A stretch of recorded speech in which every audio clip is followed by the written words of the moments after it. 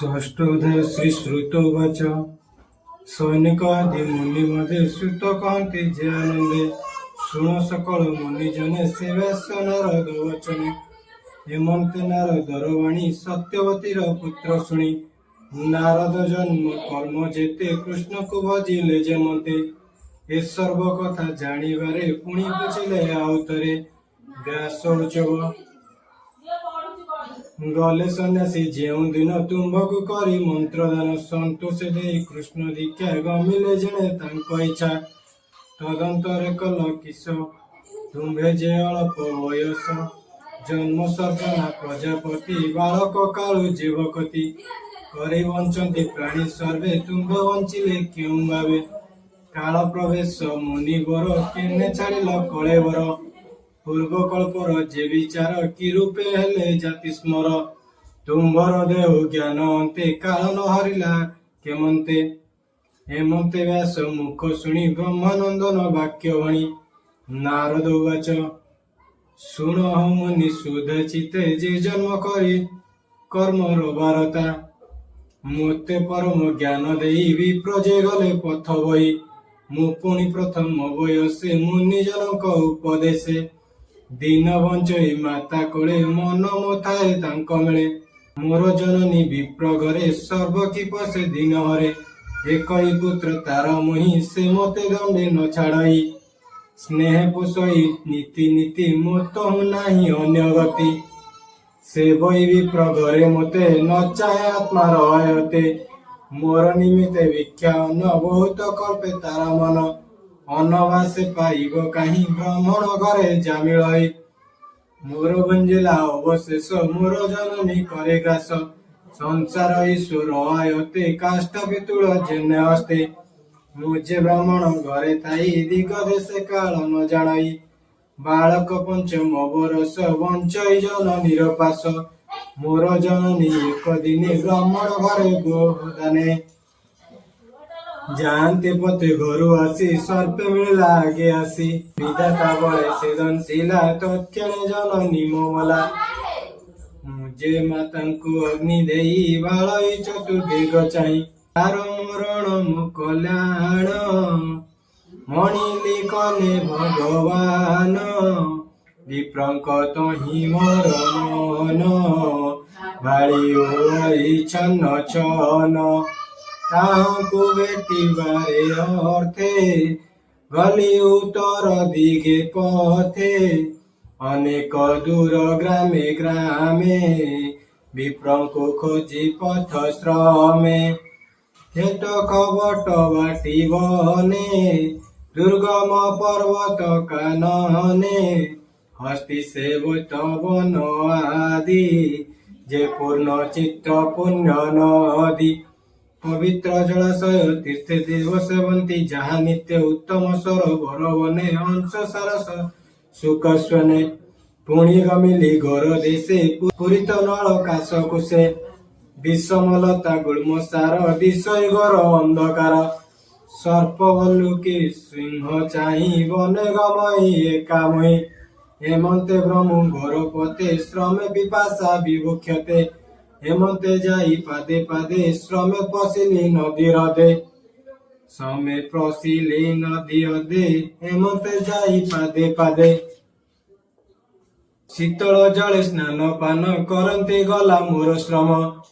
ସେ ନଦୀ ତୀରେ ପ୍ରାଣ ପୋଷି ଅଶ୍ୱତ ତରୁ ମୂଳେ ବସି ବିପ୍ରଜନଙ୍କର ବଚନେ ଆତ୍ମାର ଆତ୍ମା ଅବଦାନେ କୃଷ୍ଣର ପାଦ ପଦ୍ମ ଯୁଗେ ଧ୍ୟାନ ମୁଁ କରି ଦୃଢ଼ ଭାବେ ଉତ୍କଣ୍ଠେ ଗଦ ଗଦ ବଚନ ଅଶ୍ରୁ ଉଦକେ ନେତ୍ର ପୂର୍ଣ୍ଣ ଅତ୍ୟନ୍ତ ପ୍ରେମ ଭର ଦେହେ ଉଦ୍ଗମ ହେଲା ତନୁର ଆନନ୍ଦ ସାଗରେ ବୁଡ଼ିଲି ଉଭୟ ଲୋକ ନ ଜାଣିଲି ତତ୍କ୍ଷଣେ ପରମ ଆନନ୍ଦେ ହରି ବିଜୟ ମୋର ହୃଦେ କି ଦେବା ପଟାନ୍ତର ମନ ବଚନେ ଆଗୋଚର ଦେଖି ଉଠିଲି ତତ୍କ୍ଷଣେ ବିକଳ ଚିତ୍ତ କର ସଳେ ପୁଣି ରହିଲେ ଦୃଢ଼ ଚିତ୍ତେ ସେ ରୂପ ଦେଖିବା ନିମନ୍ତେ ସେ ହରି ହରିଲେ ମୋ ମନ ଘୋର ଅନ୍ଧାରେ ଦିବ୍ୟ ଜ୍ଞାନ ବାହୁଡ଼ି ଚାହିଁଲି ଭିତରେ ଦିଶେ ଆକାଶ ଅଭ୍ୟନ୍ତରେ ଭିତରେ ବାହାରେ ନ ପାଇ ଆକୁଳି କମ୍ପଇ ମୋ ଦେଇ ହେମନ୍ତେ ଅନରିକ୍ଷ ବାଣୀ କର୍ଣ୍ଣ ଯୁଗଳେ ମୁହଁ ଶୁଣି ମନ ବଚନେ ଆଗୋଚର ସ୍ୱଭାବେ ଗଭୀର ସ୍ୱର ପ୍ରସନ୍ନ ହେଲା ମୋର ମନ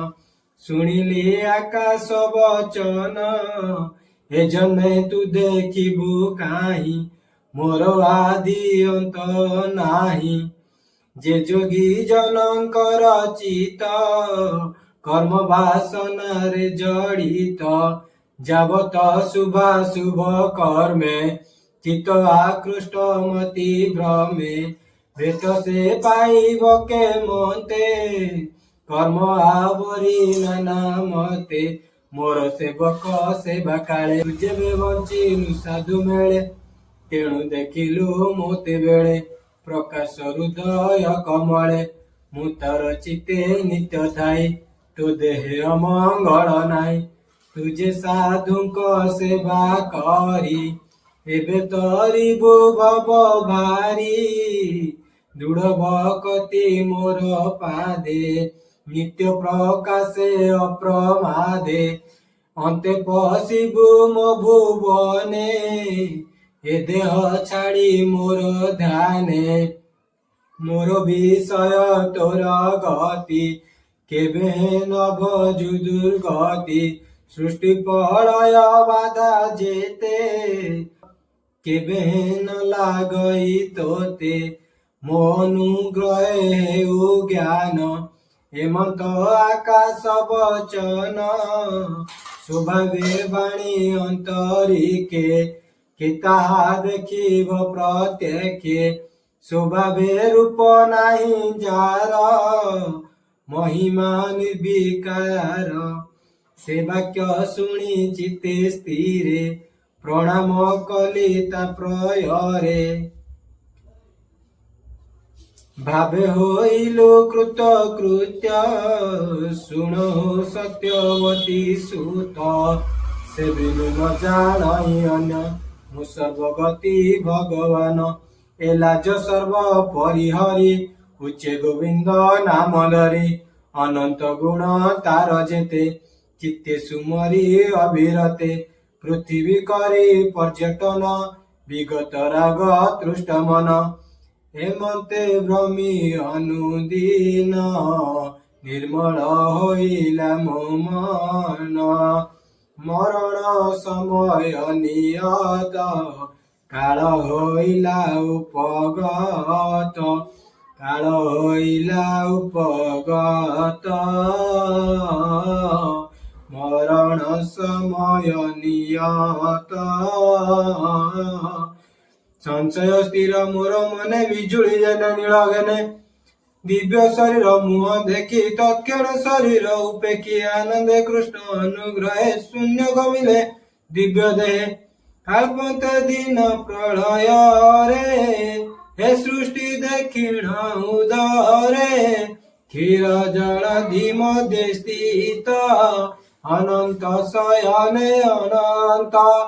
ପଶିଲି ତାର ଅଭ୍ୟନ୍ତରେ ନିର୍ଲୋପ ନିର୍ମଳ ଶରୀରେ ତହୁଁ ସହସ୍ର ଯୁଗ ଗଲା ଶୟନୁ ଅନନ୍ତ ଉଠିଲା ତତ୍କ୍ଷଣେ ବ୍ରହ୍ମ ରୂପ ଧରି ଭୂମି ଭିଆଇ ସୃଷ୍ଟି କରି ମରିଚି ଆଦି ସୁକ୍ତ ପୁତ୍ର ବ୍ରହ୍ମା ମନରୁ ଏ ଜାତ ମୁହିଁ ହୋଇଲି ତାଙ୍କ ମେଳେ ସମ୍ଭୂତ ବିଗତର କଳେ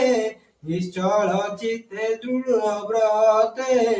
ଏ ତିନି ଲୋକେ ବ୍ରହ୍ମେ ନିତ୍ୟ କୃଷ୍ଣର ଭାବେ ବ୍ରହ୍ମେ ନୀତି ମୋର ଅଭ୍ୟାଗତ ରୀତି କୃଷ୍ଣର ଭକ୍ତି ଭାବ ବୋଳେ ମୁହିଁ ଗମଇ ଅନ୍ତରାଳେ ଦେବଙ୍କ ମଧ୍ୟରେ ମୁହିଁ ଥାଇ ନିତ୍ୟ କରଇ କୃଷ୍ଣ ଗାଇ ଶୁଣି ସନ୍ତୋଷ ମୋର ବାଣୀ ବୀଣା ଗୋଟିଏ ଦେଲେ ଆଣି ଗାନ୍ଧାର ରୋଗେ ବିଭୂଷଣା ସାମରୁ ନାଦ ତିନି ଗୁଣା ଶୁଭେ ମୂର୍ଚ୍ଛିତ ନାଦ ବାଣୀ ଆନନ୍ଦେ କୃଷ୍ଣ ନାମ ଗୁଣି ନିରତେ ବ୍ରହ୍ମଇ ଜଗତେ ଶୁଣ କହିବା ଆଉ ଯେତେ ହରିର ଭୟ ଚରଣ ଅଶେଷ ତୀର୍ଥର କାରଣ ଅଶେଷ ତୀର୍ଥର କାରଣ ହରିର ଭୟ ଚରଣ ସେ ପଦ କଲି ସୁମରଣ ଶୀଘ୍ର ମୋ ଚିତ୍ତେ ନାରାୟଣ ଆଦିତ୍ୟ ତେଜ ପ୍ରାୟ ଦିଶେ ଅଜ୍ଞାନ ତମ ବେଗ ନାଶେ ହେ ହରି ଚରିତର ଗୁଣ ଭମୁନି ସାବଧାନେ ଶୁଣ ଭବସାଗରେ ଯେତେ ନରେ ଆରତ ଚିତ୍ତେ ଅଭ୍ୟନ୍ତରେ ବିଷୟ ରସେ ସୁଯନ୍ତ୍ରିତ କେବେ ନୁହେଁ ସୁଧ ଚିତ ଇଚ୍ଛନ୍ତି ଭବ ସିନ୍ଧୁ ଗର୍ଭେ ସେ ନର କେମନ୍ତେ ତରିବେ କୃଷ୍ଣର ଗୁଣ ଗାଥା ଘୋଷି ଆନନ୍ଦ ଭାବେ ଯେହୁ ରସି ହେଳେ ତରନ୍ତି ଗୁଣ ଗାଇ ଅନ୍ୟଥା ସୁଖ ଲେଶ ନାହିଁ ଯମ ନିୟମ ଯୋଗ ପଥେ